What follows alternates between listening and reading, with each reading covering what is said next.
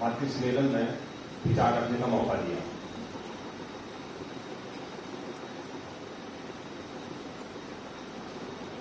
मैं पेशे से डॉक्टर हूं, तो जब भी बात करता हूं, शुरू करता हूं, तो बात स्वास्थ्य की करता हूं, हेल्थ की बात करता हूं,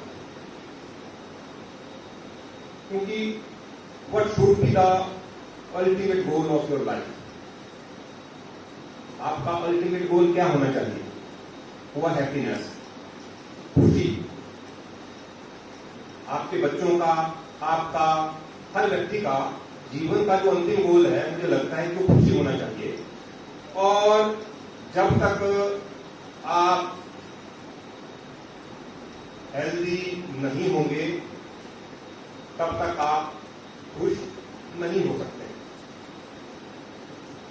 और हेल्दी होने की जो परिभाषा है 1960 में जो WHO ने दी, आज से 3000 साल पहले आयुर्वेद के ग्रंथों में आचार्य सुश्रुत के द्वारा स्वास्थ्य की परिभाषा बताई गई कि हम स्वास्थ्य किसे कहेंगे।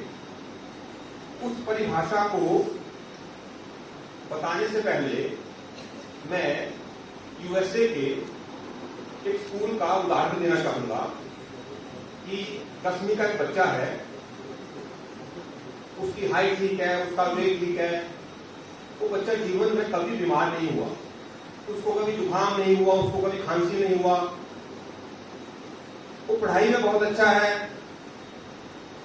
वो गेम्स में आगे है, वो ऑलराउंडर है। लेकिन एक दिन अपने साथ बैठे क्लासमेट के साथ उसकी लड़ाई होती है, गुस्से में घर जाता है। अगले दिन अपने फादर की गन उठाता है और आकर के उस क्लासमेट को शूट कर देता है। तो स्वास्थ्य की परिभाषा है आज से 3000 साल पहले क्या बताएगी आचार्य सुश्रुत के द्वारा? सम दोषः, सम अग्निष्ठ, सम धातु मल क्रिया, प्रसन्न आत्मेन्द्रिय मना स्वास्थ्य इति अविधीयते। मतलब हम जो स्वास्थ्य की परिभाषा सोचते हैं कि ठीक है, आपका शरीर अच्छा है, आपकी डाइजेशन अच्छी है, आपको भूख अच्छी लग रही है, आपको नींद आ रही है, आपको कोई बीमारी नहीं है, तो आप स्वस्थ हैं। नहीं, प्रसन्न आत्मेन्द्रिय मना, जब तक आपका मन प्रसन्न नहीं है, जब तक आपकी इंद्रियां प्रसन्न नहीं है, जब तक आपकी आत्मा प्रसन्न नहीं है, तब तक आप स्वस्थ नहीं है। मतलब जो हेल्थ है, अगर उसको हम एक होलिस्टिक अप्रोच की बात करें तो mentally you should be healthy, physically you should be healthy, psychologically you should be healthy, emotionally you should be healthy, socially you should be healthy, economically you should be healthy. मतलब सिर्फ बीमारी का ना होना ही स्वास्थ्य नहीं है। स्वास्थ्य शारीरिक, मानसिक, आध्यात्मिक, सामाजिक, आर्थिक हर रूप से स्वस्थ होना आवश्यक है। मुझे लगता है कि इस दुनिया में सबसे बड़ी अगर कोई जॉब है, कोई मां की जॉब है। उससे बड़ी जॉब ना तो इस दुनिया में अभी तक हो पाई है, ना कभी हो पाएगी। और ये वो जॉब है जिसमें किसी चीज की अपेक्षा नहीं है, जिसमें श्रद्धा है, जिसमें आस्था है, जिसमें समर्पण है, जिसमें प्रेम है। कोई भी जॉब जब हम करते हैं, हमारी अपेक्षा होती है, हमारी एक्सपेक्टेशन होती है। लेकिन मां का जो कार्य है उसमें कोई एक्सपेक्टेशन नहीं है। आप सभी के बच्चे 6 से लेके 8 तक स्कूल में पढ़ते हैं। मतलब अगर हम बात करें तो 9-10 साल से लेकर के 13-14 साल की सभी बच्चों की उम्र है। और इस उम्र में हमारे शरीर में कई तरह के परिवर्तन होते हैं। हार्मोनल चेंजेस होती हैं, कुछ मानसिक बदलाव भी होते हैं, कुछ शारीरिक बदलाव भी होते हैं। और ये बड़ी महत्वपूर्ण उम्र है। अगर इस उम्र में आपने अपने बच्चे को समझ लिया, सही तरीके से उसको टैकल कर लिया, तो ये उम्र तय करेगी आपके बच्चे के जीवन की दशा और दिशा। हालांकि मां के कार्य की या बच्चे के पालन पोषण की अभी तक कोई एसओपी नहीं है। हर चीज के आजकल मल्टीनेशनल कंपनीज है तो स्टैंडर्ड ऑपरेटिंग प्रोसीजर्स कि यहां से शुरू करना है, यहां तक करना है, ऐसा ऐसा करना है।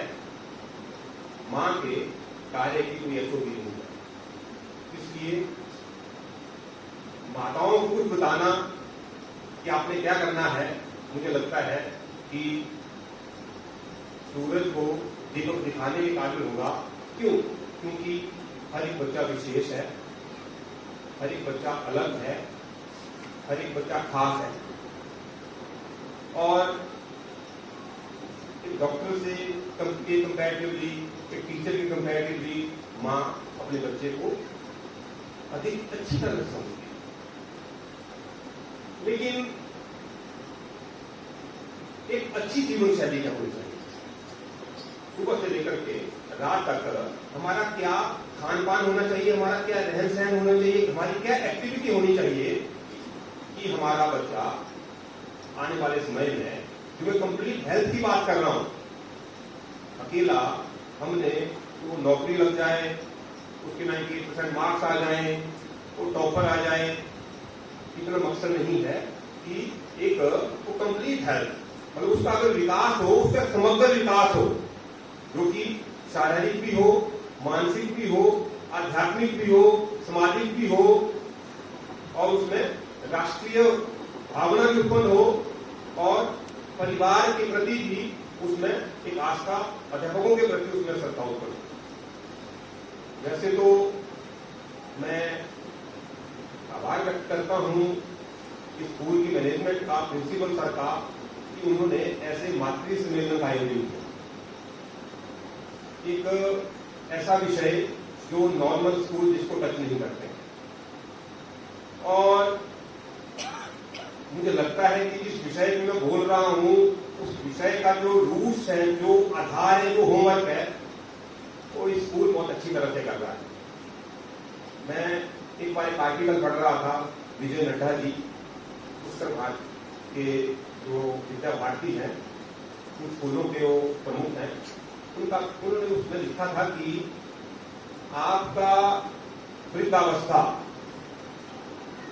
आपकी वृद्धावस्था आपके किसी ओल्ड एज होम में, अनाथ आश्रम में या बुढ़ापे वाले आश्रम में व्यतीत होगी, या आपके परिवार के साथ व्यतीत होगी। ये सब आपके बच्चे की स्कूलिंग तय करते हैं कि आप अपने बच्चे को कहां पढ़ा रहे हैं। ये तय करता है कि आप वृद्धाश्रम में अपना बुढ़ापा निकालोगे या घर में निकालोगे।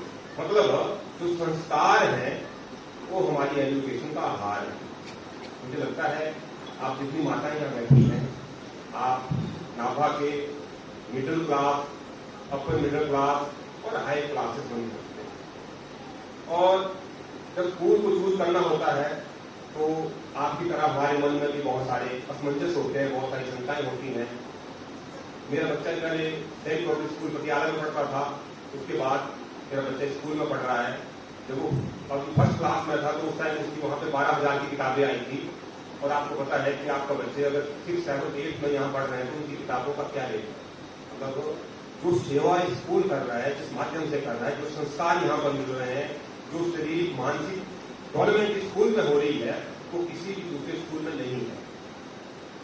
और जब मैं कोई बात कर रहा था कि स्वास्थ्य की, तो सुबह से लेकर के रात तक हमारा लाइफ स्टाइल, आजकल हेल्थ एंड वेलनेस एक इंडस्ट्री डेवलप हो गई है। आजकल लोग डॉक्टर्स के पास समझ आ रहे हैं हम बीमार ना हो। जैसे मैंने बात कही कि हम शारीरिक, मानसिक, आध्यात्मिक रूप से हम स्वस्थ हों, इसके लिए हमें क्या क्या करना है, हमारी जीवन शैली कैसी चाहिए, हमारा खान पान, रहन सहन कैसा चाहिए, हमारी फिजिकल एक्टिविटीज कैसी चाहिए। आज हम इस पर चर्चा करें। सबसे पहले एक निवेदन मैं जो माताओं से करना चाहूंगा कि आप अपने बच्चे के स्वास्थ्य का ध्यान या बच्चे की डेवलपमेंट की बात आप तब कर पाएंगे जब आप खुद स्वस्थ होंगे। लेकिन आज का खान पान, रहन सहन ऐसा है कि अधिकतर माताएं भी स्वस्थ नहीं है। जो बीमारियां 45, 50, 55 साल की उम्र में होती थी आज 30-35 साल की उम्र में हमें हो रही है। तो कहीं ना कहीं जिस कंप्लीट हेल्थ की बात हम बच्चों के मामले में कर रहे हैं, हमें इस बात का चिंतन करना है, हमें इस बात का मंथन करना है क्या हम स्वस्थ हैं।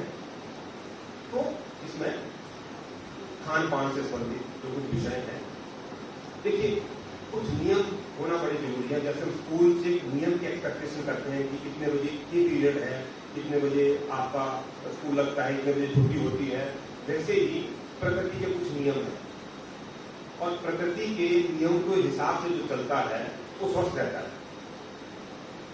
सूरज छिपना और सूर्य निकलना ये प्रकृति का नियम है।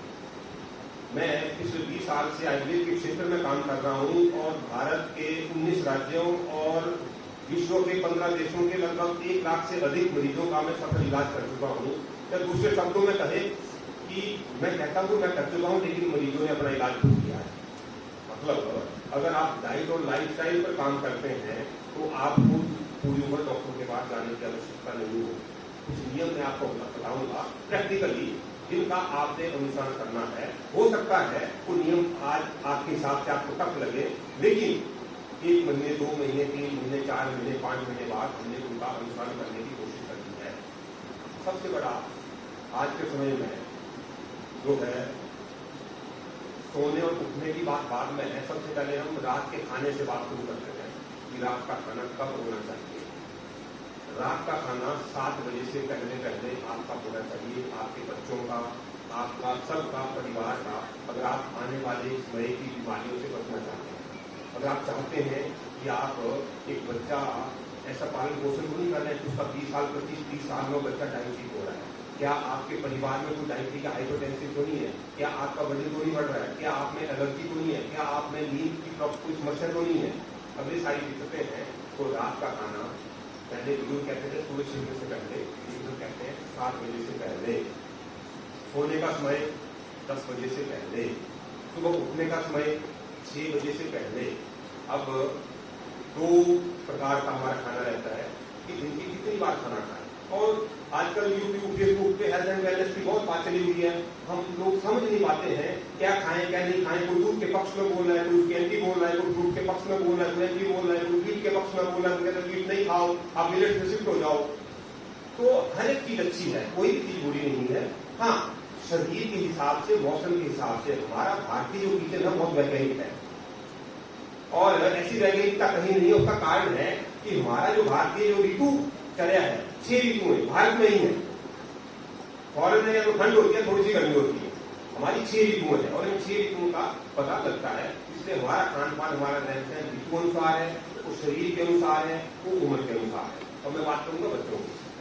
तो नॉर्मल क्या होता है कि 7 बजे के बाद खाने का यह होगा कि 7 बजे के बाद जब हम खाना खाते हैं तो हमारी डाइजेशन और एब्जॉर्प्शन, सूर्य छिपने के बाद हमारी डाइजेशन एब्जॉर्प्शन 10 गुना स्लो हो जाती है। मतलब रात को 9 बजे अगर आप पानी पिएंगे तो उसका फैट बन जाएगा, रात को 8 बजे आप सलाद खाएंगे उसका भी फैट बन जाएगा, उसका भी कोलेस्ट्रॉल बन जाएगा। रात को 10 बजे आप जितना मर्जी हेल्दी चीज ले लीजिए वो भी आपको नुकसान करेगी। पहला पॉइंट, टाइम इज मेडिसिन। समय एक दवाई है, time is medicine. Second, food is medicine.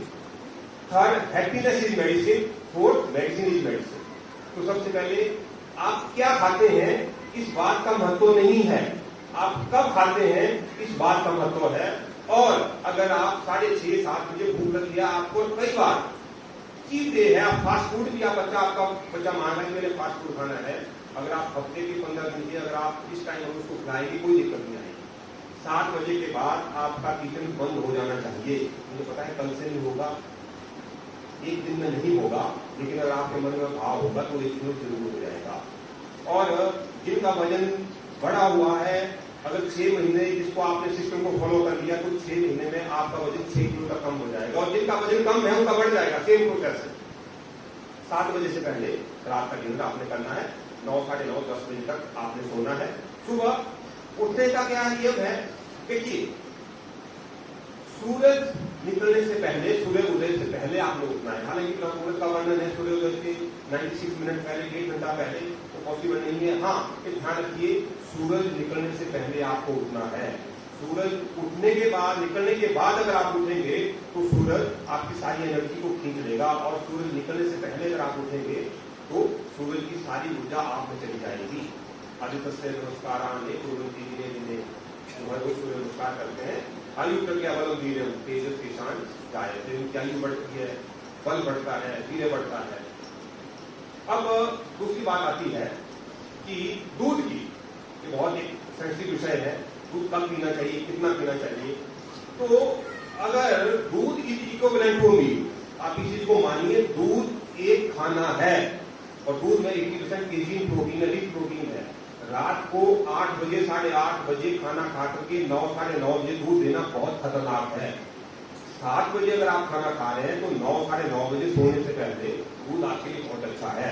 हाँ, जहां पर फैट ज्यादा है, जहां पर बच्चा मोटापा है, जहां पर वेट इंक्रीज हो रहा है, वहां ध्यान रखिए। वहां पे या जहां पे जुकाम है, खांसी है, बलगम है, जैसे इस ऋतु में हमें देखने को मिलता है, एलर्जी ज्यादा आ रही है बच्चों में, तो वहां पर क्या करिए, दूध में सौंठ, ड्राई जिंजर, सूखा अदरक जिसे हम कहते हैं, तो दूध में थोड़ी सौंठ डाल करके उसका सेवन आप करिए। सुबह उठ करके 90% लोग सुबह उठ करके पानी पीते हैं, तो इसका बहुत ज्यादा प्रचलन भी है। मेरा मानना है कि सुबह उठ करके, क्योंकि मैं आयुर्वेद की बात करूंगा, आयुर्वेद में चर्क संहिता है, सुश्रुत संहिता है, वार्षिक संहिता है, ऐसी संहिताएं हैं जो 3000-4000 साल पहले, जिसमें 20-30 पेजेस का सिर्फ दिनचर्या, चाहे सुबह से लेकर के रात तक आपका क्या लाइफस्टाइल होना चाहिए, उसका वर्णन है। आप हैरान होंगे, किसी भी चैप्टर में सुबह उठ करके पानी पीने का वर्णन है, और हम 90% लोगों को पानी पीते हैं। हाँ, उषा पान में कहीं कहीं किसी ग्रंथों में वर्णन मिलता है, तो सुबह उठ करके गर्म पानी, गुनगुना पानी, और गुनगुने पानी का परिभाषा क्या है, जब पानी उबाल करके जब गुनगुना हो जाए उसको गुनगुना पानी कहते हैं। तो आधा कप आप घूंट लेकर के आप दे सकते हैं। जिसको शुगर है, जिसको बीपी है, जिसको थायराइड है, जिसको मोटापा है, जिसको जुकाम है, जिसको खांसी है, जिसको एलर्जी है, उसने सुबह का पानी अवॉइड करना। जब आपको प्यास लगे पानी कभी पीना, ऐसी कोई जरूरी नहीं है कि सुबह 4 गिलास पानी के पिए कि हम तो पानी पी के प्रेशर आता है। अगर पानी पी के प्रेशर आ रहा है तो आप स्वस्थ नहीं है। तो बिल्कुल वैसे ही है जैसे फ्लश के टैंक को ऑन करते हैं और उसमें से 4 लीटर पानी निकलता है और हमारे टॉयलेट साफ हो जाता है, तो बिल्कुल यही प्रोसेस हो रही है, प्राकृतिक नहीं है उस पानी को अगर हम पी रहे हैं। और सबके लिए इसका अब सुबह उठ करके आधे पौने घंटे बाद माताएं, परिवार में जो व्यक्ति हैं, बच्चे हैं, तो उनको आप कुछ 3, 4, 5 चीजें रात को भिगोकर उनको भिगोने की आदत डालिए। 10 से 15 पीस या 10 पीस पर पर्सन आप किशमिश, जिसे हम दाख कहते हैं, और से दाख काले रंग की दाख आपको मिल जाएगी, और दाख गर्म नहीं होती। 2 चीजों की मिसकंसेप्शन है, मिसअंडरस्टूड है कि लोग दाख को गर्म मानते हैं और लोग दही को ठंडा मानते हैं। ये दोनों उलट है, दही की तकसीर गर्म है और दाख की तकसीर ठंडी है, तो दाख को पानी की रोक के देते हैं। तो 10 से 15 पीस दाख के, 5 पीस बादाम के, 1 अंजीर, 4 से 5 मखाने, आप उसको ट्राई करके तो इनको आप सुबह उठने के घंटे बाद जो दे सकते हैं। एक ध्यान रखिए कि आपके बच्चे स्कूल ब्रेकफास्ट करके जाए, और वो नाश्ता करके तभी जाएंगे और वो बच्चा 5, साढ़े 5 बजे उठा है। 7 बजे उठ करके बिल्कुल आप एक्सपेक्ट करना छोड़ दीजिए कि आप 7:30 बजे उसको जबरदस्ती खाना खिला करके स्कूल भेज दोगे। और मैंने पीछे एक मीटिंग हुई थी, आज से 1 साल पहले सुभाष से चर्चा हुई थी, और मैंने सुझाव दिया था फूड ब्रेक का, और बहुत अच्छा कि स्कूल ने उस फूड ब्रेक को शुरू किया, और आज हमारे बच्चे स्कूल में आकर के फ्रूट ले रहे हैं। इसलिए उसको फ्रूट खाने की आवश्यकता नहीं, आपके स्कूल में फ्रूट ब्रेक रहती है, आप उस टाइम जो है दे सकते हैं। तो सुबह आप उसको नाश्ता दीजिए, उस नाश्ते को बदलते रहिए। अकेले परांठे के पीछे पड़ना है, वो परांठा ही लेना ये जरूरी नहीं है। सुबह का दूध अगर आप देंगे तो बच्चे की भूख मर जाएगी, इस चीज को रखिएगा। सुबह उठते ही हम दूध देते हैं, हाँ दूध अगर देना सुबह तो सौंठ डालिए, और बिल्कुल जहाँ जुकाम, खांसी, बच्चा ओवरवेट है, जहाँ उसको कॉन्स्टिपेशन है, वहां सुबह उठ करके आपने दूध को अवॉइड करना है। दूध का प्रॉपर टाइम हो गया। दोपहर को जब बच्चा आप स्कूल के लिए देते हो उसको, आप स्कूल में खाना खाए, कोशिश करिए आपका बच्चा दिन के 3 बार खाना खाए। कई बार लालच में पड़ जाते हैं, और खासकर जिन बच्चे पतले हैं ना, कुछ बच्चे आप में से अंडरवेट होंगे, और उनको मोटा करने के चक्कर में उनको जबरदस्ती उनको पूछते रहते हैं, और हमें हैरानी होती है कि खाना जा रहा है, लग तो रहा नहीं है, खाता तो इतना है, वजन उसका फिर नहीं बढ़ता। उसका कारण जो है आयुर्वेद की थ्योरी जो है वो डाइजेशन की थ्योरी है, न्यूट्रिशन की नहीं है। अगर आपका बच्चा एक रोटी खा रहा है और उसको डाइजेस्ट हो रही है तो एक रोटी भी लगेगी, अगर वो 4 रोटी खा रहा है उसको डाइजेस्ट नहीं हो रही है तो उसको 4 रोटी नुकसान करेगी। तो डाइट का जो सिस्टम है वो आप अपने बच्चे को जो है सारी चीजें दीजिए, अपने घर के जो आपका जो आटा है उसको बदल कर दीजिए। किसी दिन बच्चों के लिए तैयार करिए ज्वार की रोटी, बाजरे की रोटी, रागी की रोटी, मतलब आपको इनोवेटिव होना पड़ेगा। कुकिंग के लिए थोड़ी सी इनोवेशन चाहिए। तो ये आपकी डाइट लाइफ स्टाइल दिनचर्या। अब आजकल फास्ट फूड, मोबाइल, ये 2 चीजें बड़ा सेंसिटिव इशू है, जिसके लिए माँ बाप लाचार हैं आजकल के समय में। तो मोबाइल का बड़ा ज्वलंत विषय है कि मोबाइल को कैसे टैकल किया जाए, और पेरेंट्स हमारे पास आते हैं और बहुत सारी शिकायतें करते हैं बच्चों की, ये बच्चा ऐसा करता है, मेरी बात नहीं मानता। और खासकर जो बच्चों की जो उम्र है, क्रांतिकारी उम्र अब होने लगी। एक्चुअली जो क्रांतिकारी उम्र 17 से 20 साल के बच्चे होते थे, अब इतना एडवांस हो गई सोसाइटी कि वो बच्चे अब 10 से लेकर के 14-15 साल तक जो है ऐसी चीजें बच्चों में आने लगी। तो मोबाइल कोई जब भी आपने बात करनी है, मोबाइल का टाइम फिक्स करना है, बच्चे का ध्यान रखिए। और स्कूल में क्योंकि मोबाइल का बहुत ज्यादा इस्तेमाल यहाँ नहीं है, तो टाइम फिक्स करिए आप 15-20 मिनट, आधा घंटा। और आपको पता होना चाहिए कि मोबाइल पर आपका बच्चा क्या देख रहा है, क्योंकि आजकल ऐसी बहुत सारी गेम चली हुई है। हाँ, तो गेम्स की जब हम बात करते हैं कि गेम खेलनी चाहिए, हम कहते हैं कि 5-10 मिनट बच्चे को खेलने दीजिए, 10 मिनट खेलने दीजिए, 5-10 मिनट कोई दिक्कत नहीं, लेकिन आपके सामने वो बच्चा होना चाहिए वो क्या देख रहा है मोबाइल में। क्योंकि बहुत सारी चीजें आजकल मोबाइल में ऐसी आ रही हैं कि हमें जब पता लगता है कि बच्चा ऐसी कुछ साइट्स पे जा रहा है, ऐसी कुछ मूवीज देख रहा है जो नहीं देखनी चाहिए। और हम कई बार हैरान होते हैं अपने बच्चों पे, जो हमें नॉलेज 10 साल, 12, 10वीं, 12वीं, 15वीं में, या जो हमें 20-22 साल में जिन बातों का हमें पता होता था, नॉलेज होती थी, आज तो हमारे बच्चों को 6वीं, 7वीं, 8वीं को बच्चों को सारा ज्ञान है, वो बच्चे मात्रा शेयर नहीं करते। तो परिवार में मदर का ये देखा गया है और होना चाहिए, आपके बच्चे के साथ आपका दोस्ताना व्यवहार होना चाहिए और आपने खुल करके बात करनी है बच्चों के साथ, खासकर 6वीं, 7वीं, 8वीं, क्योंकि गर्ल्स लड़कियों में हार्मोनल चेंजेज आती हैं, मेंसेस शुरू होते हैं, बच्चों में भी जो है हार्मोनल चेंजेज, टेस्टोस्टेरोन इंक्रीज होता है, उनमें भी कुछ चेंजेज आती हैं। और आजकल का सोशल मीडिया, आजकल के टीवी सीरियल, आजकल के फेसबुक, यूट्यूब पे कुछ ऐसी वीडियोज हैं, कुछ ऐसे मतलब आपत्तिजनक, जिसे हमारी नजर में आपत्तिजनक है, कि हो सकता है आपत्तिजनक हो, लेकिन बच्चों की नजरों में नॉर्मल है। तो बच्चों के साथ बातचीत करनी, हर एक मसले पर उनको हर एक एजुकेट करना है हर चीज के लिए। अगर आप उनके साथ बातचीत नहीं करेंगे, उनके कंसेप्ट क्लियर नहीं करेंगे, तो कहीं और से वो गलत बात सुनेंगे, उसके मन में धारणा बना लेंगे और उस हिसाब से एक्टिविटी करेंगे। और आपको कई बार हमें पता लगता है, किसी उसके दोस्त से पता लगा, उसके मोबाइल से पता लगा कि कोई ऐसी चीज जो मोबाइल में देख रहा है जो उसको नहीं देखनी चाहिए, और उस टाइम हमें ये समझ नहीं आता कि how to react, how to respond. अब का समय गुस्सा करने का समय नहीं है, अब का समय डांटने का समय नहीं है। आपका बच्चे का आपके साथ दोस्ताना व्यवहार होना चाहिए। उस सोसाइटी में हर एक एक्टिविटी जो कर रहा है, आपने उसको सुनना है, आपने उसको नहीं समझाना है। आज अगर आप उसको सुनेंगे तो उसको कल समझाना है। कई बार आपका बच्चा आपको कोई बात बताने लगता है, हम उसको बीच में टोक देते हैं, या हम उसको सलाह देने लगते हैं। उसको सलाह कैसे देनी है, उसको कैसे समझाना है, उसको बातों बातों में कैसे समझाना है, उसको किसी का एग्जाम्पल देके कैसे समझाना है, उसको अपना एग्जाम्पल देके कैसे समझाना है। बच्चों को टोकना नहीं है, बच्चों को सुनना है। ज्यादातर बच्चे जो मेल चाइल्ड है, बहुत सारे इस एज में दिक्कत आती है कि कहीं ना कहीं कोई ऐसी चीज जो वीडियो कोई ऐसी देख लेता है जो नहीं देखनी चाहिए, वो कहीं बाहर जाता है कि अपने दोस्तों से, और पेरेंट्स को पता लग जाता है और हमें बड़ा दुख होता है, हम बड़े एरोगेंट हो जाते हैं, हम बड़े रिएक्टिव हो जाते हैं। तो उस चीज को समझना है कि एक आयु है, वो बच्चा देख रहा है, वो बच्चा सुन रहा है, तो उस हिसाब से आजकल जो हार्मोन जो 2 से 4 साल पहले हो रहे हैं, पहले 15, 16 या 14 से लेकर 16 साल की उम्र में जो मेंसेस आते थे, आजकल हमारी बच्चियों को 11, 12, 13 साल की उम्र में जो आना शुरू हो गए, और बच्चे मानसिक रूप से तैयार नहीं है। 4वीं में 5वीं के एक बच्चे आए हमारे पास, उनकी मदर आई, उन्होंने बताया, तो बच्चे मानसिक रूप से तैयार नहीं है। तो मदर का ही रोल है कि आपने दोस्ताना व्यवहार रखना है। स्कूल में क्या क्या एक्टिविटी हुई, बच्चे के साथ आपने रात को सोने से पहले आधा घंटा उसके साथ बातचीत करनी है। आधा घंटा डेली आज स्कूल में क्या हुआ, कोई और बताने की कोशिश, धीरे धीरे धीरे बच्चा, और उसको सुनना है, साथ के साथ उसको नहीं समझाना है, सिर्फ उसको सुनना है, उसको समझाना एक टेक्स्टफुल है।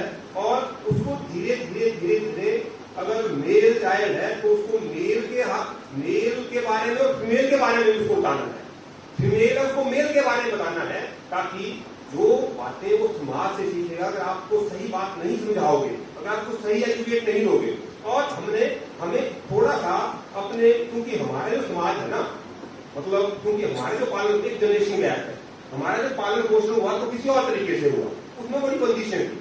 हम माता पिता के साथ कोई बात शेयर नहीं करते थे, हमें डर लगता था, और माता पिता भी हमें डांटते थे। अब वैसा समय नहीं, अब एक खुला समय है। अगर आप बच्चे को डांटोगे, आप उसको नहीं समझोगे, तो जो है बच्चा बाहर जाकर के गलत चीजें सीखेगा। आपका बच्चा विशेष है, आपका बच्चा अलग है, और उसको कैसे समझाना है। और इसलिए मैंने कहा कि परिवार में प्रेम करने वाले भी होना चाहिए, और किसी का डर भी होना चाहिए। आप में से हाथ खड़ा करेंगे सिंगल चाइल्ड, किनका एक ही बच्चा, हाथ खड़ा करेंगे, ठीक है।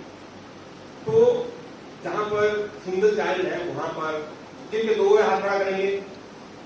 दोनों जगह दिक्कतें हैं, दो में ऐसे लगता है कि छोटे को लगता है बड़े से ज्यादा प्यार करते हैं, बड़े को लगता है छोटे से ज्यादा प्यार करते हैं। तो वहां पर बैलेंस करना, कई बार किसी की एक्सपेक्टेशन होती है कि लड़का होना चाहिए, लड़की होगी, कोई कहता है लड़की होनी चाहिए, लड़का हो गया, कहीं दादी के मुंह से निकल गया, नानी के मुंह से निकल गया, और बच्चा पूरी उम्र अंदर घूमता रहता है कि मेरी जो है, मेरे को चाहा नहीं गया, मैं तो जबरदस्ती पैदा हुआ हूं। तो ऐसी चीजें, ये बड़ी साइकोलॉजिकल इमोशनल चीजें हैं, और इनको आपने लाइफ नहीं देना है।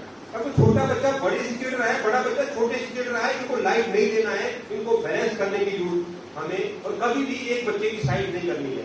एक बच्चे को डांटना है तो दूसरे के सामने नहीं डांटना है, क्योंकि एक एज अब आप महसूस करेंगे, 5वीं से पहले जब आप बच्चे को डांटते थे वो सुन लेता था। अब जब आप बच्चे को डांटते हो बुरा मानता है, वो बुरा आपकी डांट का नहीं मानता। आपने 4 लोगों के आगे डांटा, अकेले आप उसको अंदर कूद भी देंगे, उसको भूल जाएगा। आपने किसी और के सामने डांटा, अब उसके अंदर सेल्फ रिस्पेक्ट पैदा हो गया, अब वो बड़ा हो गया, अब उसके अंदर ईगो पैदा हो गया। वो कहते अच्छा मेरी अपनी इज्जत है, कोई मेरी सोसाइटी का रेपुटेशन है, मैं भी कहता है करते हूँ, मेरे को कैसे डांट सकते हैं। तो जब भी बच्चे को डांटना है, सबके सामने नहीं डांटना, हर रोज नहीं डांटना, सुबह शाम तक। कई बार हम माताएं बहनें ऐसी होती हैं कि बच्चों पे गुस्सा निकलता है, क्योंकि जो कमजोर व्यक्ति है ना, हमारा गुस्सा उस पर निकलता है परिवार का। तो सारी बढ़ास सुबह से लेकर के रात तक की, अगर उसने थोड़ी सी गलती कर दी तो निकल जाती है। अब तो एक बच्चे हैं, 2 बच्चे हैं, हमारे तो 3, 4, 5 बच्चे होते थे, एक गलती करता था, 3 को लाइन में वैसे बेचारे कूटे जाते थे, जिनकी कोई गलती नहीं होती थी। उनको पता था कि बड़े ने गलती की है, उसको बड़ी तो तीनों को पड़ेगी, उन्हें फिक्स था। मुझे अब याद है कि एक बार मैं कहीं से गिर गया और मेरा बाजू टूट गया, फ्रैक्चर हो गया। लेकिन पहले मेरी माँ ने 4 चपेट मेरे को लगाई, उसके बाद उसको पता लगा इसका फ्रैक्चर हो गया। तो हमारी माँ तो ऐसी थी, अगर हम गिर भी जाते थे, अगर पीटते थे, तुमने गलती क्यों की, फिर हम इसे बात लेते हो। तो अब तो बच्चे भी हमें इमोशनली ब्लैकमेल करते हैं। एक बच्चा, उसको पता है, 2 बच्चे हैं, अब बच्चे हमें इमोशनली ब्लैकमेल करते हैं, उनको पता है। पहले तो क्या होता था, घर में घिया तोरी बनी, हम कहते अम्मी खाएंगे, हम सो जाते थे, रात को भूख लगती थी, उठ के खाते थे। अब घिया तोरी भी हम मुंह फुलाते, और माँ पीछे पीछे पीछे दादी घर में नहीं, इसने खाना नहीं खाएंगे, खाएंगे, उसको पता है, उसको लग पता है आएंगे, उसको टाइमिंग भी पता है कि आगे बड़े कितने बजे आएंगे, वो हर चीज जानता है। और कहते हैं पंजाबी कहते हैं खुद नहीं पैदा होता है, प्यो पैदा होते हैं। तो लिटरली आप देखेंगे कि उन बच्चों के हिसाब से कि कितने मतलब दूरदर्शी, कितने चालाक, कितने एक्टिव कि आपके हैंड हो जाएंगे क्या। हम जब आप कंपेरिजन करेंगे तो आपको लगेगी कि नहीं, मतलब कितने 1, 2G, 3G, 4G, 5G, corona variant सबसे होकर के जो सर्वाइव कर गया, वो बच्चा सोचिए कितना खास बच्चा है, और कितना तेज बच्चा है। तीसरा है स्क्रीन टाइम कितना होना चाहिए। ये बड़ा आपने विशेष ध्यान रखना है कि जो स्क्रीन टाइम है वो 1 घंटे से ज्यादा ना हो। वैसे तो 30 मिनट होना चाहिए। बहुत ज्यादा बच्चे कहेंगे कि मैं तो ये कंप्यूटर पे पढ़ूंगा, मैं तो लैपटॉप पे पढ़ूंगा, मैं तो मोबाइल पे पढ़ूंगा, कोई रोल नहीं है इस चीज का। जो सेल्फ स्टडी का रोल है, जो आप एक बार जो किताब से पढ़ते हैं बच्चों उसी का ही है, उसको आपने ध्यान देना है। हाँ, बच्चे की हेल्थ के बड़ा जरूर ध्यान रखना है कि साल के एक बार आपने एचपी तो जरूर चेक कराना है कि जैसे स्कूल में कैंप लगते हैं, बहुत अच्छी बात है, हेल्थ चेकअप कैंप लगते हैं।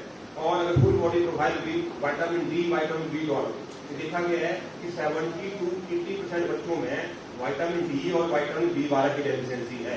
विटामिन धूप में तो बैठते नहीं है, तो संडे आधा पौना घंटा अगर आप उसको स्लीपलेस टी शर्ट बनाते हैं तो छत पर पे सुबह 6:30, 7, 8 बजे तक की धूप में उसको 10-15 मिनट आधा घंटा धूप में उस बच्चे को उठाइए, बच्चे धूप में कुछ खेले। और इसीलिए जो ड्राई फ्रूट्स हमने बताए पानी में भिगो करके उनका सेवन आपको करते रहना है। तीसरा कि बच्चा बीमार है तो उसका फर्स्ट लाइन ऑफ ट्रीटमेंट आपका परहेज होना चाहिए, सेकेंड लाइन ऑफ ट्रीटमेंट आपकी नेचुरल रेमेडीज होनी चाहिए, थर्ड लाइन ऑफ ट्रीटमेंट आपकी हर्बल मेडिसिन होनी चाहिए, फोर्थ लाइन ऑफ ट्रीटमेंट आपकी एलोपैथी मेडिसिन होनी चाहिए। आपने देखा होगा कि बच्चों को जुकाम होता है, नहीं तो एंटीबायोटिक दे देते हैं, और जो बच्चे 6 महीने बाद बीमार होते हैं, 3 महीने बाद होने लगे, फिर 2 महीने बाद होने लगे, 3 महीने बाद होने लगे। छोटी उम्र में अगर कोई डायबिटीज का पता लगता है, किसी और चीज का पता लगता है, एकदम मेडिसिन शुरू नहीं करनी है, पहले परहेज पे आपने जो है काम उस पर आपने विशेष ध्यान देने की आवश्यकता है। तीसरा जो बड़ा महत्वपूर्ण विषय है और जिससे बच्चे दूर हो रहे हैं, जब मैंने डेवलपमेंट की बात की तो आध्यात्मिक, आपका बच्चा स्पिरिचुअल होना जरूरी है। और एक बात आप समझिए, आपका बच्चा, एक बार मेरी मदर मेरे पास आई कि बच्चा बहुत गुस्सा करता है जी, बच्चा बहुत एरोगेंट है जी, वो शिकायत करने लगी। उसके बच्चे के 5-7 ऐसे गुण गिनाए, तो मैंने उसको पूछा कि आपके घर में कौन करता है। एक्चुअली क्या, बच्चे वही एक्टिविटी करते हैं जो घर में होती है, तो इसलिए जो आप कहेंगे आपका बच्चा वो नहीं करेगा, जो आप करेंगे आपका बच्चा वो करेगा। इस चीज को समझ लीजिए, हमने ज्ञानचंद नहीं बनना है, हमने रायचंद नहीं बनना, हमने ज्ञान नहीं देना है बच्चों को, ज्ञान बिल्कुल नहीं देंगे। 6 के बाद तो ज्ञान लेना बंद, हमने राय भी नहीं देनी है, हमने रायचंद भी नहीं बनना, हमने ध्यानचंद भी नहीं बनना, हमने बनना कर्मचंद। मतलब पहले हमने चीजों को फॉलो करना है, फिर बच्चे को सलाह देनी है।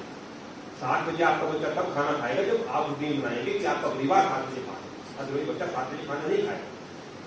जिस विषय में मैं बात कर रहा हूँ कि श्रीमद् भागवत गीता के 18वें अध्याय जब आप पढ़ेंगे उसमें 3 प्रकार के कर्म बताए गए हैं, सात्विक, रासिक और तामसिक। सात्विक कर्म क्या है?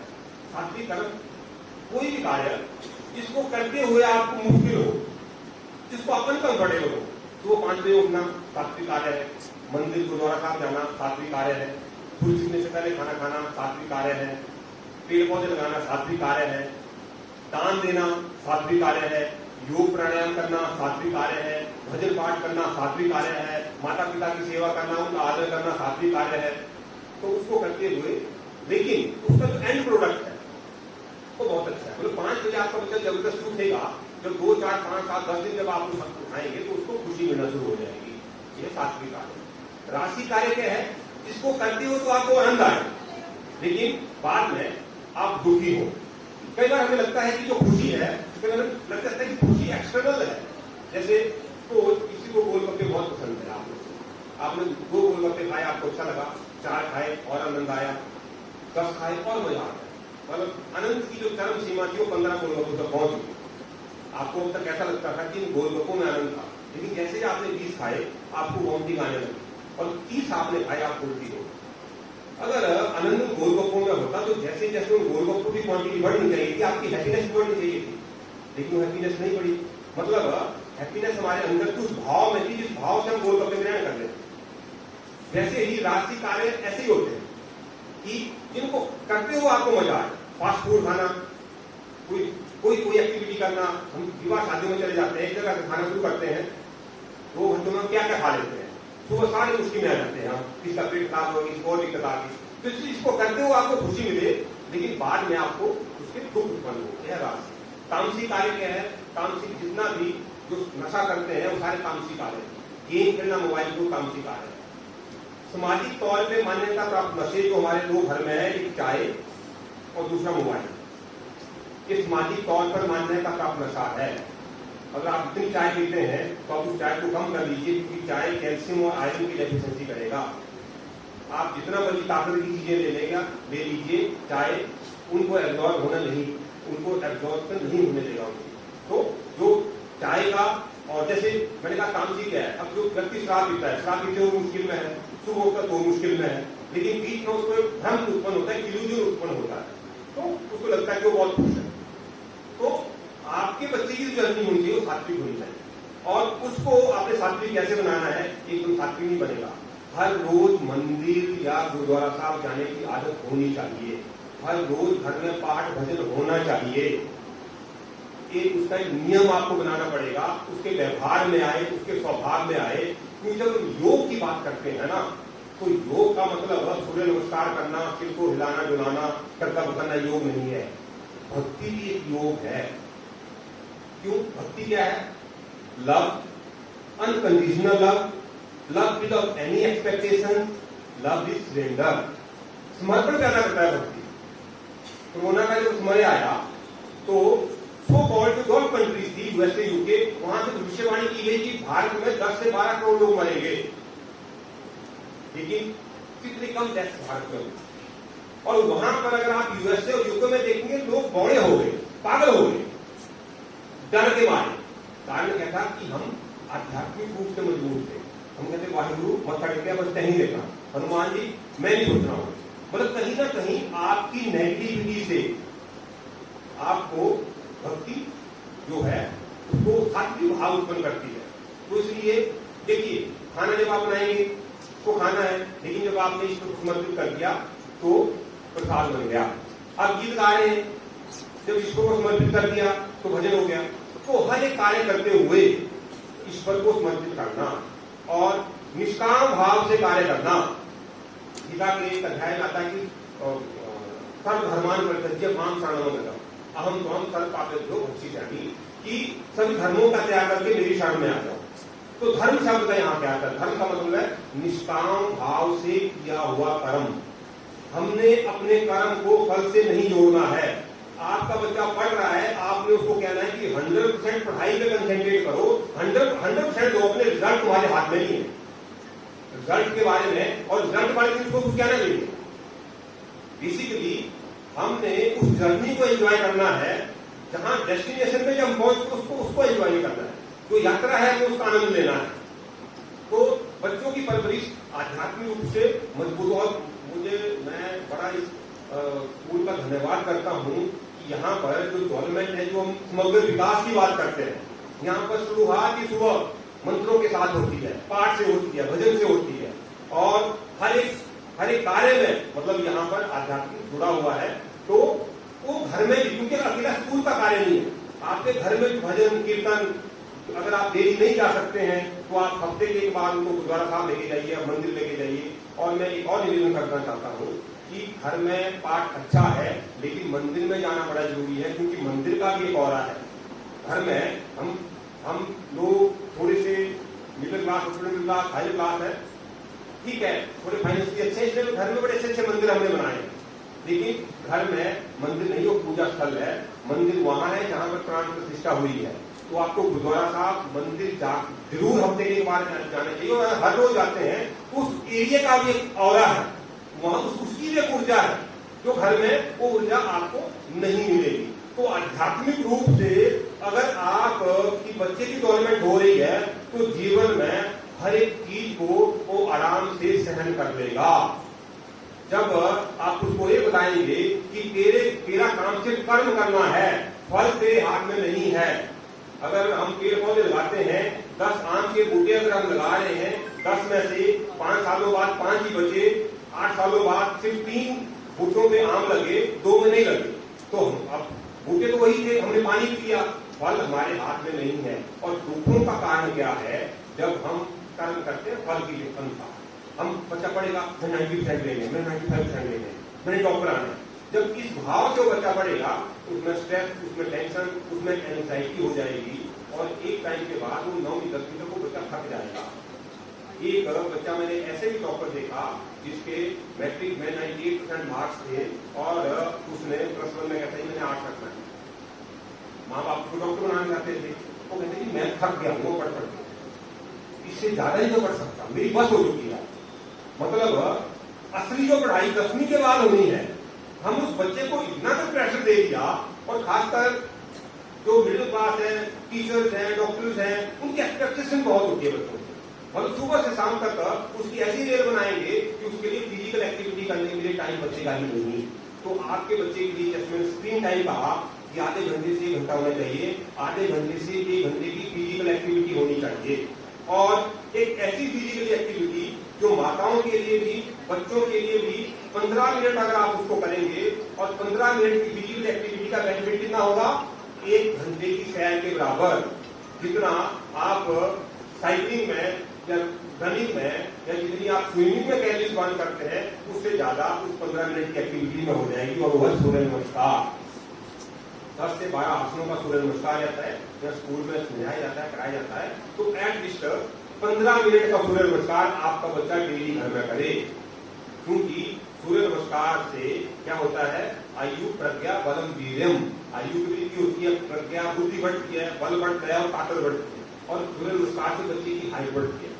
सूर्य नमस्कार से बच्चे को भूख अच्छी लगती है। सूर्य नमस्कार से बच्चे का वेट अगर किसी का बढ़ा है तो उसका कम हो जाएगा, और किसका कम है तो उसका बढ़ जाएगा। हमने शाखा में एक एक्सपेरिमेंट किया जिसमें हमने 6 महीने 10 लोगों को लगातार सूर्य नमस्कार कराए 15 मिनट। आप ध्यान होंगे कि एक व्यक्ति का 92 से वेट उसका 84 आ गया, और एक का जिसका 42 से रिवर्स था उसका 51 हो गया।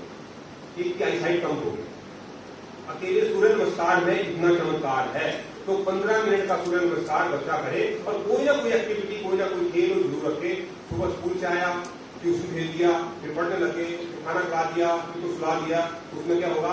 बच्चों में स्ट्रेस हार्मोन पैदा हो रहे हैं। बच्चों में हैप्पीनेस हार्मोन रिलीज नहीं हो रहे हैं। हैप्पीनेस हार्मोन रिलीज कैसे होंगे? वो होंगे फिजिकल एक्टिविटी से, होंगे योग से, प्राणायाम से, रनिंग से, साइकिलिंग से, स्कीपिंग से, किसी गेम से। तो आपका बच्चा जरूर किसी न किसी गेम का एडिक्ट होना उसको जरूरी है।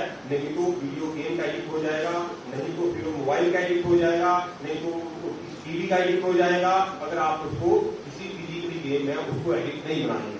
और ये आदत ऐसी है कि अगर वो बच्चा कल को 10वीं बार में भी निकलता है तो उस हॉबी को, उस गेम को वो रेगुलर कंटिन्यू रखता है। और सबसे ज्यादा गेम किसी स्कूल में रहती है। अब तो गेम का सीजन शुरू हो गया, तो मुझे लगता है कि सितंबर अक्टूबर तक यहाँ पर पूरा कैसा माहौल रहता है, मेले का माहौल रहता है, और ऐसी कोई गेम नहीं है जो स्कूल में नहीं होती। तो अपने बच्चों को जरूर उस गेम में पार्टिसिपेट जो है आपने कराना है। तीसरा, बच्चे को बहुत ज्यादा मतलब आपने उसको बहुत ज्यादा फोर्स नहीं करना है, बहुत ज्यादा उसमें पढ़ाई का दबाव नहीं डालना है। हर एक्टिविटी मतलब जब वो पढ़े तो 100% वहां होना चाहिए, जब वो खेले 100% वहां होना चाहिए, जब वो खाना खाए 100% वहां होना चाहिए। और एक बड़ा ध्यान रखना है कि मोबाइल और टीवी को देखते हुए बच्चा खाना ना खाए। बहुत बड़ी प्रॉब्लम हो रही है मालन्यूट्रिशन की बीमारियों की। क्या होता है कि जब हम खाना खाते हैं, जो खाना देखते हैं, आंखों ने देखा, माइंड को मैसेज किया, माइंड ने मैसेज भेजा, जीभ को वहां से उसने सिक्रेशन की लाल एंजाइम्स, मतलब आपकी डाइजेशन आपकी जीभ से शुरू होगी, अंदर जाकर के तो 50% काम होगा। लेकिन जब आप मोबाइल को देख के खाएंगे, टीवी को देख के खाएंगे, तो डाइजेशन यहाँ से शुरू होगी, मतलब यहाँ की एक्टिविटी सारी खत्म हो जाएगी, और बच्चा प्रॉपर तरीके से खाना भी नहीं चबाएगा। और एक बहुत बड़ी प्रॉब्लम आ रही है आजकल एलर्जीज का, बीमारियों का कारण जो है बच्चे का जल्दी खाना खाना है। तो खाना खाने के लिए कोशिश करिए कि परिवार एक टाइम का खाना साथ खाए। शाम को एटलीस्ट रात का डिनर पूरा परिवार साथ करे, क्योंकि परिवार में बैठ करके बच्चा जो है वो खाना अच्छे तरीके से खाता है। इस तरीके से जो है आप फिजिकल एक्टिविटी का हो गया, पढ़ाई का हो गया, आपका how to manage the stress. अब जो पेपरों के लाइन जो एंजाइटी रहती है उसको कैसे मैनेज करना है। तो जो मैंने कहा जो भक्ति है ना, जो एक किस्म से जब आप पूजा पाठ से जुड़ते हैं तो उस स्ट्रेस को भी उससे वो भी कम होता है। जब आप फिजिकल एक्टिविटी प्रॉपर करते हैं उससे वो भी कम होती है। अब सितंबर अक्टूबर के बाद आपकी एज बंद हो जाएगी, तो उसके बाद 15 मिनट का सूर्य नमस्कार बच्चा रेगुलर करे, बच्चा उस सूर्य नमस्कार को प्रतिदिन करता है। हाँ, अगर आपका बच्चा आप क्योंकि शहर से ही अधिक का, तो 6-7 के बच्चे को साइकिल से स्कूल भेजिए, क्योंकि साइकिल इस तरह से एक एक्सरसाइज है। बहुत सारी कैलोरी साइकिल से बर्न होती है, और साइकिल से जो रोड का जो फोबिया है वो भी खत्म होता है। लेकिन बच्चा एक है, माँ बाप दादा दादी बहुत डर रहे हैं, ऐसा तो नहीं हो जाएगा, वो तो नहीं हो जाएगा, गिर तो नहीं जाएगा, और वो बच्चों 25-30 साल तक वही डर रहता है उसमें। तो डर को खत्म करने की भी एक उम्र है। तो मुझे लगता है 6, 7, 8 में अगर आपके बच्चे हैं तो उसको आप साइकिल से स्कूल भेजिए। तो एक तो उसको मौसम का पता लगेगा, मौसम में गर्मी है, सर्दी है, माइंडफुलनेस आएगी, वो देखता हुआ जाएगा सारे बाजार को, बैग भी उठाएगा, अपना काम करने की कोशिश भी करेगा, तो वो उसको जल्दी घर से निकलना भी पड़ेगा, स्कूल भी जल्दी पहुंचना पड़ेगा, अलग अलग एक्सट्रीम व्हीकल्स है वो भी फेस करेगा, उसकी कैलोरीज भी बर्न होगी। सुबह कुछ नहीं खा के आया तो ऐसी साइकिल चला के भूख तो लगेगी, आकर के साथ सवेरे फ्रूट का टेबल तो खोलेगा। तो बच्चे को कोशिश करिए कि आप 10, 15, 20 बच्चे एक साथ उसमें ऑटो में भरने के बजाय आप उसको साइकिल से करिए, धीरे धीरे समझाइए, उसके हिसाब से ट्रैफिक के रूल भी समझेगा, रूल और रेगुलेशन भी समझेगा, और धीरे धीरे बच्चा जो है उसमें उसकी डेवलपमेंट प्रॉपर हो जाएगी। तो जो कंप्लीट हमने डेवलपमेंट की बात की, मेंटली, फिजिकली, साइकोलॉजिकली, इमोशनली, उन सारी चीजों पे हम वर्क करें। और क्योंकि ज्यादा का टाइम बच्चा घर में रहता है तो जितनी रिस्पॉन्सिबिलिटी स्कूल की है उतनी ही रिस्पॉन्सिबल हम उन सब चीजों के लिए है। लेकिन अधिकतर क्या हो रहा है कि बच्चे हमारे क्रांतिकारी हो गए, हमारी बात नहीं सुनते, अधिकतर पेरेंट्स का मानना है, और हम लगातार सुनाते रहते हैं, हम लगातार बोलते रहते हैं। तो इसको बड़े अच्छे तरीके से टैकल करना है कि अगर बच्चा बहुत एरोगेंट है, अगर बच्चा आपकी बात नहीं मान रहा है, तो बार बार उसकी एरोगेंस को और ना बढ़ाइए, उसको समझाने की कोशिश करिए किसी और व्यक्ति है। और परिवार में बड़ी दिक्कत आती है कि कई बार हम कह देते हैं कि दादा दादी, क्योंकि एक बच्चा है तो अच्छा प्यार, मतलब ज्यादा मीठा जैसे शुगर कर देता है ना, वैसे ही ज्यादा प्रेम बच्चे को बिगाड़ देता है। और आजकल बच्चों के बिगड़ने का कारण ज्यादा प्रेम है। तो गुरबाणी में एक शब्द आता है, वो है निर्मल भय, निर्मल भय। देखिए एक निर्मल शब्द है, साथ में भय शब्द है। जो स्टूडेंट, जब टीचर स्टूडेंट को डराता है, माँ जब बच्चे को डराती है, बाप जब बच्चे को डराता है, निर्मल भय है, मतलब उसमें कोई नैय नहीं है उस डर में, जो डर पैदा कर रहे हैं। और निर्मल भय जरूर होना चाहिए। मैं अगर ऐसा करूंगा तो मेरे माँ बाप मुझे डांटेंगे, ऐसा हो सकता है, मेरे टीचर मुझे डांटेगा, घर में मुझे ये कहेंगे। एक ईश्वर से भी होना चाहिए, क्योंकि भक्ति जब आप करेंगे ना, हम कहते हैं वो देख रहा है, कुछ भी करते हुए ईश्वर में देख रहा है, उसका भी डर है। हम कहते मुझे किसी ने देखा, ईश्वर तो देख रहा है ना। ये निर्मल भय है, ये बच्चे में होना जरूरी है। भय भी प्रीत होए ना देवा, लाख करो पैरंट की सेवा। डर के बिना प्रेम नहीं हो सकता, इस चीज को आप मान लीजिए। हमारे बच्चों के बिगड़ने का कारण जरूरत से ज्यादा प्रेम है, और हम हर एक चीज बहुत इजीली अवेलेबल उसको करवा रहे हैं। मेरा बच्चे किसी स्कूल में पढ़ता है, उसके किसी एक दोस्त ने, उसके पेरेंट्स भी उसमें थे, उन्होंने बर्थडे पार्टी दी, और उसको पता लगा कि उसमें उनके पेरेंट्स ने 17 किस्म की डिशेज उन बच्चों को खिलाई, 17 किस्म की चीजें खिलाई। हाँ, अच्छे हम साथ में बंद है, लेकिन कितना कब खिलाना है, कब खिलाना है। और बच्चे तो बहुत खुश था, लेकिन दिन जो बीमार हो गया, तो सारा चीजें लास्ट में तो यहाँ तक वो भर गया। तो ऐसी चीजें, तो हर एक चीज का लिमिट है ना, excess of everything is bad. अगर आपके पास हमें ईश्वर ने साथ में संपन्नता दी है, तो धन का कितना का इस्तेमाल करना है। और आपके बच्चों को ध्यान रखना है, आप साथ में संपन्न है, बच्चों को कभी ये बात नहीं बतानी, उनको हमेशा एक एहसास दिलाना है कि ये जो आपने पैसा कमाया हो, बहुत मेहनत से कमाया गया पैसा है। जब आप इसीलिए हर चीज उसको आज मांगी, साथ के साथ दे दी, कल मांगी कोई चीज दूसरे दोस्त के पास देख ली, वो ले ली, ये साइकिल मांगी, अलग अलग किताबें, कुछ भी चीजें हम एकदम उसको अवेलेबल करा देते हैं। तो उसको थोड़ा टाइम दीजिए, उसको थोड़ा सा 2 दिन, 5 दिन, 10 दिन नहीं, अभी हमारे आर्टिस्ट की लीजिए, और एक एहसास दिलाइए कि जो फीस दे रहे हैं, जो आप पैसा कमा रहे हैं, बड़ी मुश्किल से उस फीस को जो है वो कमा रहे हैं। तो ऐसे बिजनेसमैन फैमिली इसमें पारंगत है, तो बिल्कुल जो बिजनेस करते हैं वो पारंगत है। लेकिन जो नए अमीर बना हुआ है, जिसने एक जनरेशन में पैसा कमाया है, उसको क्या लगता है कि मैंने ना जीवन में बहुत संघर्ष किया, मेरा बच्चा संघर्ष कर रहा है। उस चक्कर में हम उसकी आदतें बिगाड़ देते हैं। तो निर्मल भय जो है वो हर बच्चे के मन में होती है। इसलिए फैमिली में ऐसा होना चाहिए कि एक से अच्छा प्रेम और एक से डर। तो एक अगर उसको डांट देता है तो दूसरा उसको मना ले, दूसरा उसको चुप करा ले। इस तरीके से, मतलब आजकल के समय में सबसे बड़ी अगर कोई नौकरी है, सबसे बड़ा अगर काम है, तो बच्चों का पालन पोषण करना है, बहुत अच्छे तरीके से पालन पोषण करना है। कहीं ऐसा तो नहीं है कि आपके बच्चे एक टाइम के बाद आपको अपना दुश्मन ना मानने लग जाए। आज 90% ऐसा हो रहा है, बच्चों में जो 14-15 साल के बाद जब बच्चा होता है उसको लगता है कि दुनिया की सारी नॉलेज उसको है, सारा ज्ञान उसको है, मेरे माँ बाप मूर्ख हैं, उनको कोई पता नहीं है, कि मुझे राय देते रहते हैं, सलाह देते रहते हैं और मैंने इनकी कोई बात नहीं मानी। ये एक फेज है, इसको भी तरीके से टैकल करना है, क्योंकि ये फेज 14-15 से लेकर 20-22 साल तक चलेगा। You should be mentally prepared. आपका बच्चा 50% आपकी बातें नहीं मानेगा, आप इसके लिए तैयार होने चाहिए, वहां से अंदर से रिएक्ट नहीं करना है। तो मुझे लगता है कि इन सब चीजों का अनुसरण जब आप करेंगे और ये मत मानना कि मेरा जो चीजें मैं आपको बता रहा हूँ तो मेरा बच्चा उसको 100% फॉलो करता है, वो भी फॉलो करता है, उसको किसी और की काउंसलिंग की जरूरत है। जैसे मैं हो सकता हूँ आपको काउंसलिंग कर रहा हूँ, तो हो सकता है मेरा बच्चा मेरी बात ना मानते हुए किसी और से काउंसलिंग करानी पड़े। तो ये ऐसा नहीं है, कोई भी मतलब कोई श्रेष्ठता नहीं है इसमें, कोई बेस्ट नहीं है इसमें। हर माँ बाप अपने तरीके से पालन पोषण कर रहे हैं। हाँ, इन चीजों का हमने ध्यान रखना है, उन चीजों पर मैंने जो है आपको बताया है और मुझे लगता है कि आप बहुत अच्छे से पालन पोषण कर रहे हैं। स्कूल भी अपनी भूमिका बहुत अच्छे से, मैं और स्कूलों में अलग अलग स्कूलों में जाता हूँ, वहाँ टीचर्स को विद्यार्थी जो स्टूडेंट स्कूल का कैसे डील करता है, और यहाँ के जो बच्चे हैं स्कूल में वो मातृभक्त है, वो पितृभक्त है, वो गुरु भक्त है, वो राष्ट्रीय भक्त है, वो धर्म के भी भक्त है। तो उनमें भक्ति जो है, जो भक्ति शब्द श्रद्धा और आस्था, तो एक जो एजुकेशन पॉलिसी है वो डेवलप कर रही है।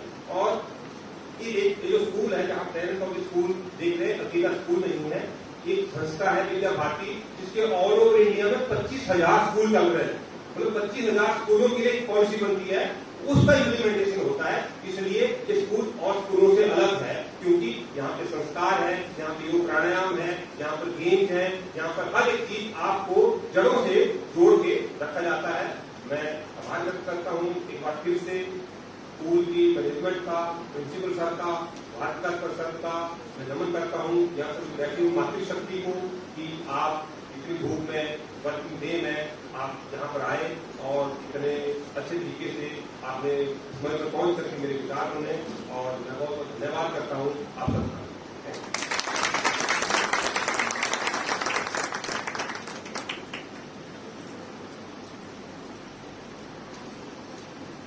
थैंक यू डॉक्टर साहब। कहते हैं कि takes a village to raise a child. एक बच्चे की जो परवरिश है उसके लिए पूरा शहर लगता है, पूरा घर लगता है, पूरा मोहल्ला लगता है, तब जाकर किसी बच्चे की जो परवरिश है वो हम कर पाते।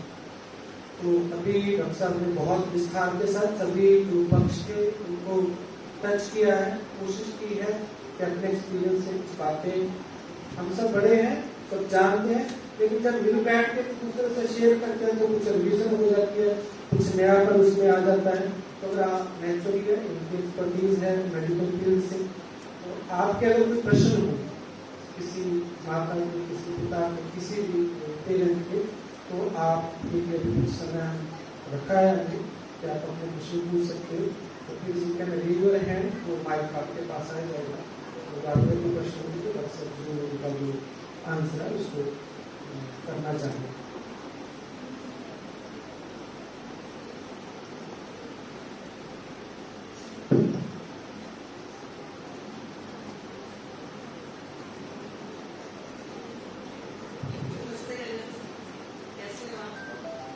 सर मुझे एक चीज क्लियर करना, दूध के बनाना, दूध के टाइम बच्चों के लिए भी और बड़ों के लिए भी।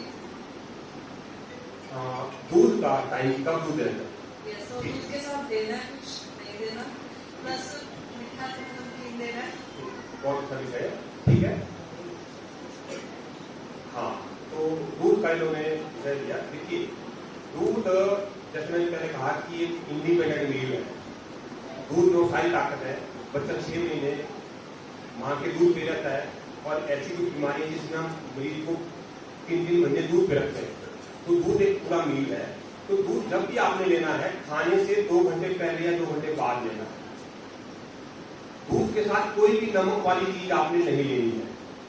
नंबर 2, अगर आप ओवरवेट हैं और अगर आपको जुकाम है, खांसी है, अगर आप डायबिटिक हैं, तो दूध के साथ आपने सौंठ डाल के लेना है, ड्राई जिंजर। हम कहते हैं कि दूध में रेशा होता है, तो सोन ड्राई जिंजर को खत्म कर देता है। फीका दूध भी पी सकते हैं। अगर आप दूध में मीठा लेना चाहते हैं तो जैसे डायबिटिक पेशेंट है या जैसे जिसका कोलेस्ट्रॉल बढ़ा है, बीपी बढ़ा है, उसको दूध अवॉइड करना चाहिए। या अगर दूध पीना है तो रात का डिनर छोड़ दीजिए, रात को सिर्फ दूध ही आप लीजिए। अब दूध में क्या डाल के लेना है? नमक के साथ दूध बिल्कुल नहीं लेना है, पराठे के साथ दूध बिल्कुल नहीं लेना। नमक और दूध के बीच में किसी इनकम्पैटिबल दूध अवॉइड। दूसरा, दूध शेक जो है हम कहते हैं कि अवॉइड करिए। Banana shake, mango shake, fruit आप अलग लीजिए, दूध आप अलग लीजिए। These both are incompatible food. और खासकर खट्टी चीज के साथ, तली चीज के साथ, नमकीन चीज के साथ आपको दूध अवॉइड करना चाहिए। दूध आप अलग लीजिए, दूध आप अलग लीजिए। पहली बात। अब बच्चों के मामले में दूध का बड़ा महत्वपूर्ण है। हाँ, दूध में कैल्शियम है, बहुत जरूरी आपको आवश्यक है, बच्चों को दीजिए। कब दे सकते हैं? जैसे मैंने कहा कि रात का डिनर उसको 6, साढ़े 6, 7 बजे तक आइए, 9, साढ़े 9 बजे उसको हर रोज दूध दीजिए। दूध उसके लिए अच्छा है। मीठे की प्रश्न है कि मीठे में तो दूध में कोशिश करिए कि कम मात्रा में चीनी हो, चीनी ज्यादा ना हो। फीका भी दे सकते हैं। चीनी का सब्स्टिट्यूट आप उसमें धागे की मिश्री डाल सकते हैं, बच्चा गर्मी महसूस करता है। आप खजूर की इस्तेमाल कर सकते हैं सर्दियों में दूध में डाल के मीठे के रूप में आप। तो ये है। तीसरा कि दूध के साथ में दही को भी जोड़ूंगा, क्योंकि दूध और दही का भी ऐसा है जुकाम, एलर्जी, और खासकर जिन दिनों में बच्चा बीमार होता है उन दिनों में बच्चे का दूध बिल्कुल बंद कर दीजिए।